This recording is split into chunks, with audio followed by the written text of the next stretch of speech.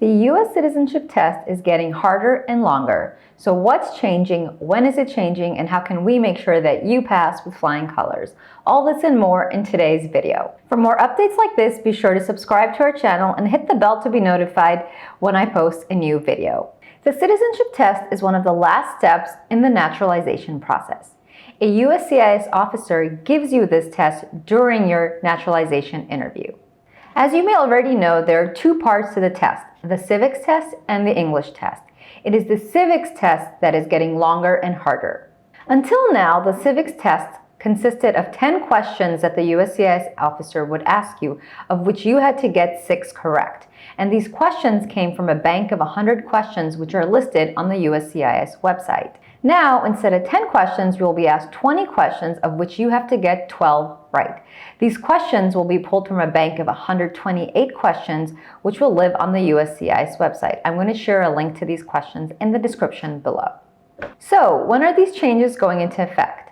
Well, if you filed Form N-400, your application for naturalization, before December 1st, 2020, you will get the old civics test, which means you will get 10 questions from the bank of the original 100. So some of you will still get to take the old test in 2021, but for anyone who files Form N-400 now onwards, you will get the new test when your naturalization interview is scheduled. This means you'll be getting 20 questions, of which you have to get 12 right from the bank of 128 questions. For people that are over the age of 65 and have been living in the United States as a permanent resident for 20 years or more, they will only be asked 10 questions, and those 10 questions come from 20 questions that are in the bank of questions. You just have to look for the questions that have an asterisk, a star marked next to them, and those are the 20 questions that these seniors have to study.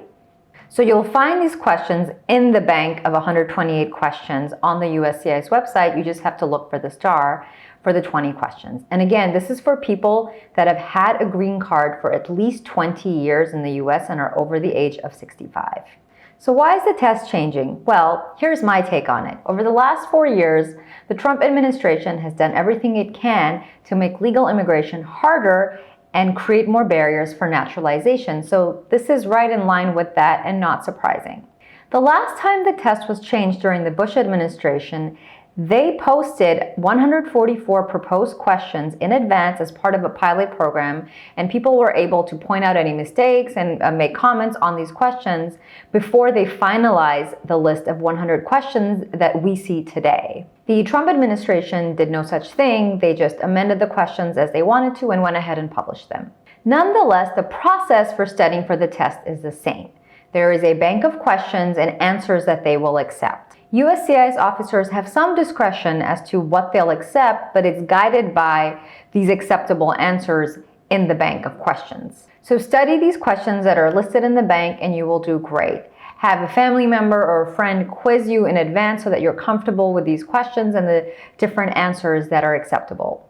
There are also a ton of resources online, both on YouTube and off, to help you study for your civics test.